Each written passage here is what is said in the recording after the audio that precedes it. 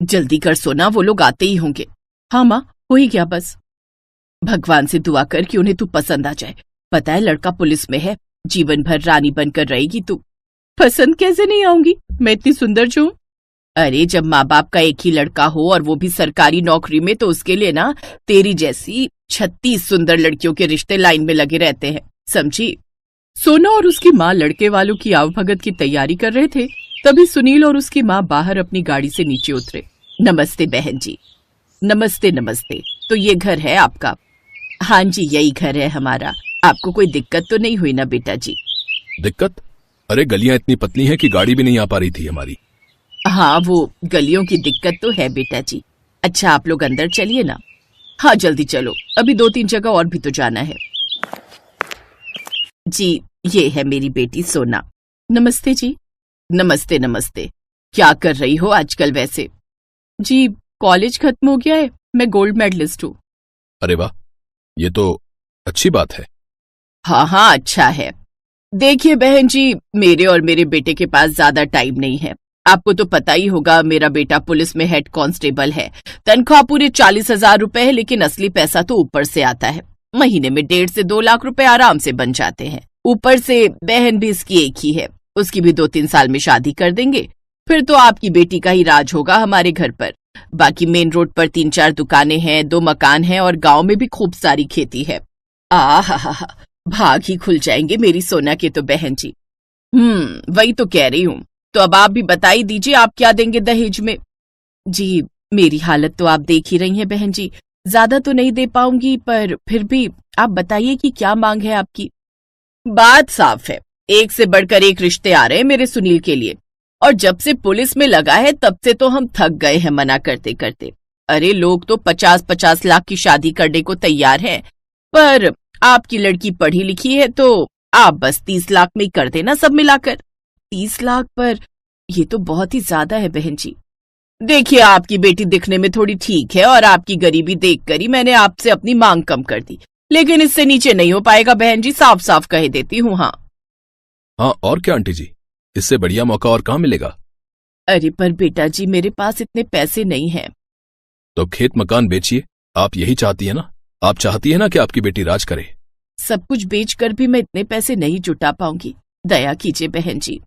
ऐसा है बहन जी, आप न रहने दीजिए, फिर अपनी बेटी के लिए ढूंढ लेना कोई किसान या कोई मजदूर। फालतू में टाइम खोटी किया हमारा। चल सुनील। सुनील और सुषमा अचानक से उठे और अपनी गाड़ी में बैठकर निकल लिए। ये पहली बार नहीं था जब माँ बेटों ने किसी माँ और उसकी बेटी के अरमानों पर लात मारी हो। सुषमा और सुनील हर परिवार से ऐसे ही मोटे दहेज की मांग करते। उनकी कोशिश थी कि लड़की भी सुंदर मिल जाए और दहेज भी अच्छा खासा मिले। फिर उसी शाम क्या हुआ माँ, भैया को कोई लड़की पसंद आई? अरे क्या बताऊं निक्कू, 2-3 घरों में गए थे, एक लड़की पसंद आई भी थी। अरे क्या नाम था उसका सुनील? सोना नाम था शायद। हाँ वही, पर उसकी माँ तो एक नंबर की फटीचर निकली। मुझे तो उसका घर देखकर ही अंदाजा हो गया था कि उसके पास देने के लिए ढेला भी नहीं होगा, और हुआ भी वही। माँ आप ये दहेज का लालच छोड़ क्यों नहीं देती हो? और भैया आप माँ को समझाने की बजाय इनका साथ दे रहे हैं। दहेज लेना तो जुर्म है और आप पुलिस वाले होकर ऐसी बातें करते हो। ओए तो चुप कर और जाके अपना काम कर, बढ़िया ही हमें समझाने। जा रही हूँ, लेकिन देखना ये आप लोग ठीक नहीं कर रहे हो। इतना दहेज मांगना अच्छी बात नहीं है। अगर भगवान नाराज हो गए ना तो लेने के देने पड़ जाएंगे एक दिन। तू चुपचाप अपने कमरे में जा, आई बड़ी हमें ज्ञान देने वाली। सुषमा की बेटी निकिता अपनी माँ और अपने भाई को दहेज लेने से मना करती थी, पर वो दोनों उसकी एक न सुनते थे। क्या हुआ माँ, बड़ी दुखी लग रही हो? क्या करूं, इतने बड़े शहर में तेरे लिए एक ढंग का रिश्ता नहीं मिल रहा है। एक काम करें क्या, वो शालीमार गार्डन वाली लड़की को ही पसंद कर लें क्या? पर वो तो 20 लाख ही देने को कह रहे थे ना माँ। हाँ बेटा, 30 ना सही 20 ही सही। ठीक है माँ, तो एक काम करते हैं, कल सीधा चली पड़ते हैं, उनसे वहीं जाकर बात कर लेंगे। सुनील और सुषमा बात कर ही रहे थे कि तभी सुषमा के फोन पर एक कॉल आता है। हेलो, कौन बोल रहा है? नमस्ते बहन जी, मैं सोमनाथ बात कर रहा हूँ। हाँ बताओ क्या बात है? मैंने सुना है आपका बेटा पुलिस में है और आप उसके लिए लड़की देख रहे हो। हाँ आपने ठीक सुना है। तो आप एक बार मेरी बेटी को आकर देख लीजिए, वो नौकरी करती है और अच्छा पैसा कमाती है, घर का सारा काम भी जानती है। हाँ वो तो ठीक है, पर दान दहेज का क्या सीन है, कितना कर पाएंगे आप? ज्यादा तो नहीं, मैं इतना अमीर आदमी नहीं हूँ, 30 से ऊपर नहीं कर पाऊंगा बहन जी। क्या कहा? 35? अब ठीक है, हम कल आते हैं आपके पास। सोमनाथ का पता पूछकर सुषमा ने फोन काट दिया। उसे लगा कि ये तो भगवान का करिश्मा ही हो गया। मनचाही लड़की और मनचाहा दहेज दोनों मिलने वाले। फिर अगले दिन सुषमा सुनील को लेकर सोमनाथ के घर पहुंची। बैठिए बहन जी। आपका घर तो बहुत बड़ा है। जी ऊपर वाले की कृपा है बस। लीजिए ये आ गई मेरी वाणी। कैसी हो वाणी? तुम क्या कर रही हो आजकल? जी मैं एक स्कूल में टीचर हूँ। अरे वाह, ये तो बहुत अच्छी बात है। वैसे मेरा बेटा जितना कमाता है उसमें तुम्हें कभी कोई दिक्कत नहीं होगी। आराम से बैठना रानी बनकर, काम तो सारे नौकर कर लेंगे। तो फिर जरा लेन देन की बात हो जाए बहन जी। हाँ, क्यों नहीं। आपकी बेटी नौकरी करती है, इतना बड़ा घर है आपका, तो आप भी तो चाहेंगे ना कि आपकी बेटी अच्छे घर में जाए, और फिर आप जो भी दोगे वो शादी के बाद रहेगा तो आपकी बेटी का ही ना। जी मैं जरा ऊंचा सुनता हूँ बहन जी। क्या कहा? कितना दहेज चाहिए आपको? अरे भाई साहब, 30 वाला 30 लाख। इतना सुनते ही वाणी ने जोर से कहा, सुनिए, आप सब बाहर आ जाइए और पकड़ लीजिए इन लोगों को। ये क्या बदतमीजी है? ये क्या कर रही हो तुम? दहेज के लालचियों को लाइन पर ला रही हूँ। तू हमें पकड़वाएगी? लगता है तू अभी मेरे बेटे को जानती नहीं है। अरे वो पुलिस में है, तू क्या बिगाड़ पाएगी उसका? गलत। लगता है आप हमें नहीं जान पाए। यह है डीएसपी विजिलेंस वाणी शुक्ला। जी हाँ, और आप दोनों हमारी ट्रैप में फंस चुके हैं। खुलेआम दहेज की मांग करने के लिए अब आपको जेल जाना होगा। जेल? अरे ऐसे कैसे? सुनील तू कुछ बोलना इसे। क्या बोलूं माँ? विजिलेंस वाले किसी की नहीं सुनते। ऑल टीम पकड़ लो इन्हें, और तुम भी बाहर आ जाओ। पुलिस वालों ने फौरन सुषमा और सुनील को हथकड़ी लगा दी और तभी दूसरे कमरे से सोना निकल कर आई। सोना वही लड़की थी जिसे सबसे पहले सुषमा देखने गई थी। सुषमा जी मिलिए, डीएसपी वाणी से, मेरी सबसे अच्छी सहेली। अरे सोना तुम हमें माफ कर दो बेटी, हमसे बड़ी भूल हो गई। नहीं, ऐसे कैसे? और ले लो दहेज, और ले लो दहेज। माँ आखिर कब तक हम ऐसी गरीबी में जीते रहेंगे? आप शहर में भैया को फोन करके सारी बात क्यों नहीं बता देती? नहीं बेटी, मेरे नितेश को इस बारे में जरा सी भी भनक लगी तो वो अपनी पढ़ाई बीच में ही छोड़कर वापस आ जाएगा। मैं इतनी मुश्किलों से उसे इसीलिए पढ़ा लिखा रही हूँ, और अब तक जो हमने इतनी मेहनत की है वो सब बेकार चली जाएगी। माँ घर में आटा दाल सब खत्म हो गया, अब खाने में क्या बनाऊं? ये ले बेटी, मेरे पास ये 40 रुपए ही बचे हैं। ऐसा कर 20 की दाल और 20 का आटा ले आ। अब वो दोनों माँ बेटी जैसे तैसे अपने दिन काट रही थी। आशा गांव के एक अमीर आदमी के घर नौकरानी का काम करती थी।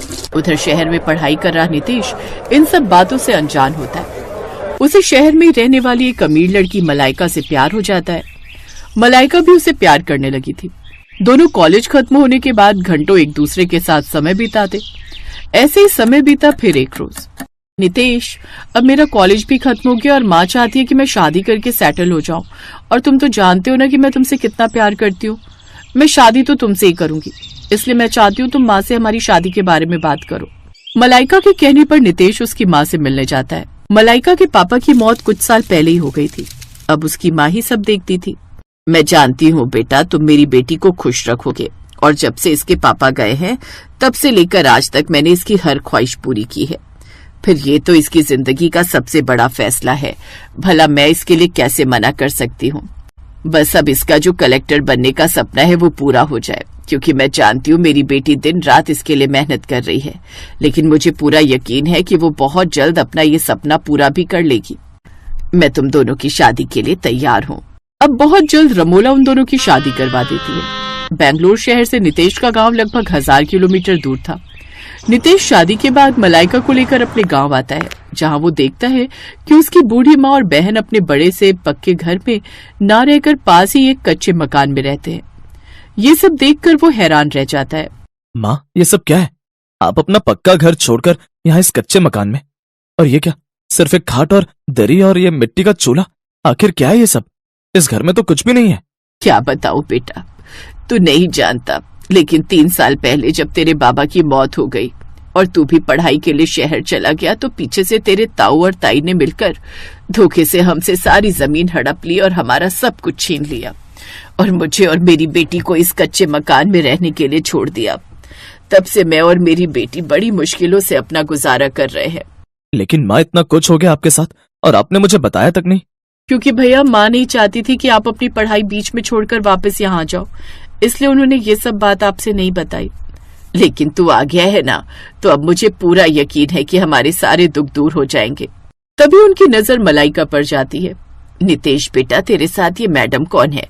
तेरी बॉस है क्या? नहीं माँ, ये तुम्हारी बहू और मेरी पत्नी है। हालात कुछ ऐसे थे कि हमें शादी करनी पड़ी। अगर मुझे ये पता होता कि घर के हालात ऐसे हो गए तो मैं भी शादी नहीं करता। और मलाइका, तुम भी मुझे माफ कर देना। मैं नहीं जानता था कि अब तुम अमीर ससुराल की नहीं बल्कि गरीब परिवार की बहू हो। मैंने तुम्हें बड़े बड़े सपने दिखाए और अब तुम्हें यहाँ इस गरीब ससुराल में रहना पड़ेगा। नितेश, मैं शादी कर तुम्हारे साथ इस घर में आई हूँ और तुमने मुझे कोई धोखा तो नहीं दिया। तुम तो खुद भी ये सब नहीं जानते थे, इसलिए अब यही मेरा घर है। आप लोग जैसे रहेंगे मैं भी आप लोगों के साथ रह लूंगी। बहू, हमें माफ कर दे। एक लड़की शादी के बाद बड़े बड़े सपने देखती है, लेकिन तुझे इस गरीब ससुराल में गुजारा करना होगा। अब हम आ गए हैं ना माँ जी, अब सब ठीक हो जाएगा। मैं बहुत खुश नसीब हूँ बहू, जो तू मुझे मिली। यहाँ आकर बैठ। माँ, हमें बहुत भूख लगी है, कुछ खाने को दो ना। हाँ बेटा, तुम दोनों रुको, मैं अभी कुछ बना देती हूँ। आशा जब रसोई में जाती है तो वहाँ पर जरा सा आटा होता है और सब्जी या दाल में से कुछ भी नहीं होता है। फिर वो आंगन में लगे धनिया और पुदीने की चटनी सिलबट्टे पर पीसकर उनको खाने को देती है। माफ करना बच्चों, लेकिन मेरे पास बस यही 2 रोटी और ये चटनी है। मेरी आर्थिक स्थिति इतनी ज्यादा खराब है कि तुम दोनों के लिए मैं इन 2 रोटी से ज्यादा कुछ नहीं खरीद सकती। माँ जी, आपके प्यार से भरी ये रोटी और ये चटनी तो महंगे पकवानों से भी ज्यादा टेस्टी है। ये लीजिए, इसमें से 1 रोटी आप और ननद जी खा लीजिए और इन 2 में से 1-1 रोटी मैं और नितेश खा लेंगे। अपनी अमीर बहू की अच्छाई देखकर अब आशा की आंखों में आंसू आ जाते हैं। भाभी, आप सचमुच बहुत अच्छी हैं। खाना खाने के बाद सुमन और आशा खुद जमीन पर दरी बिछाकर सो जाती हैं और अपने बेटे बहू को दूसरे कमरे में खाट पर सुला देती हैं। अगली सुबह आशा जल्दी उठकर कहीं बाहर चली जाती है और ननद घर की साफ सफाई में लग जाती है।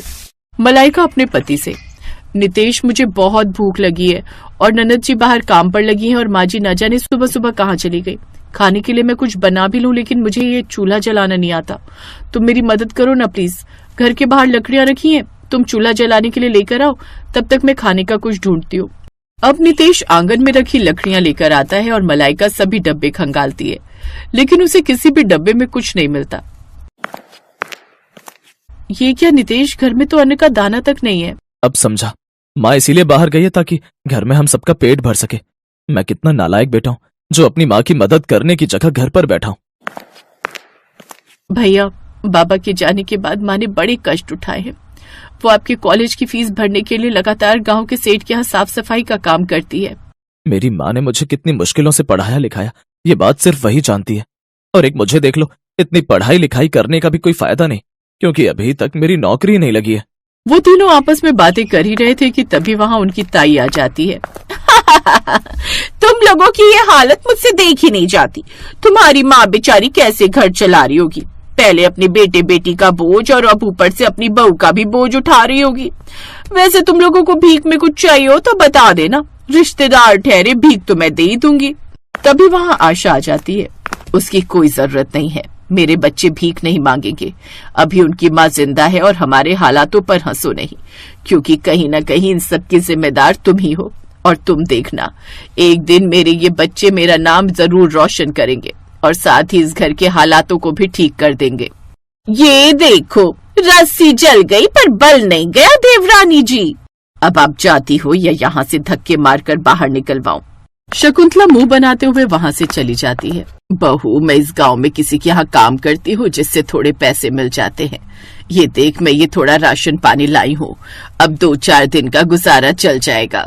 आशा की बात सुनकर सबकी आंखों में आंसू आ जाते हैं। सुमन जल्दी से वो राशन ले जाकर अपनी भाभी के साथ खाना बनाने लगती है, लेकिन अब हितेश को अपनी माँ के हालात पर बड़ी दया आ रही थी। फिर नितेश शादी में मिली अपनी अंगूठी गिरवी रखकर कुछ पैसे ले आता है, जिसके बदले मिले पैसों में से कुछ पैसे लेकर वो शहर चला जाता है और कुछ पैसे अपनी माँ को दे देता है। उन पैसों से आशा थोड़ा राशन पानी ले आती है। इधर अब बहू भी ठान लेती है कि वो सरकारी एग्जाम की तैयारी करके रहेगी, इसलिए वो अब अपनी पढ़ाई पर ध्यान देने लगती है, साथ ही गवर्नमेंट एग्जाम भी देती है। कुछ दिन बाद उसकी कलेक्टर की नौकरी लग गई और उसी गांव में उसकी पोस्टिंग होती है। माँ जी, आपकी बहू कलेक्टर बन गई है इस गांव की। अब हमारे सारे गरीबी के दिन दूर हो गए। अब हमें किसी भी चीज की चिंता करने की कोई जरूरत नहीं है। और आपको पता है, शहर में नितेश की भी बहुत अच्छी नौकरी लग गई है। कुछ दिन बाद वो भी वापस लौट आएंगे और यहीं पर खुद का कोई काम शुरू करेंगे। मेरी सारी परेशानी मेरे बच्चों ने दूर कर दी। अब कलेक्टर बहू ताई से अपनी प्रॉपर्टी भी छुड़वा लेती है। साथ ही धोखाधड़ी करने के जुर्म में वो उसे जेल में भी डाल देती है। अब वो सभी वापस उसी बड़े घर में खुशी खुशी रहने लगते हैं।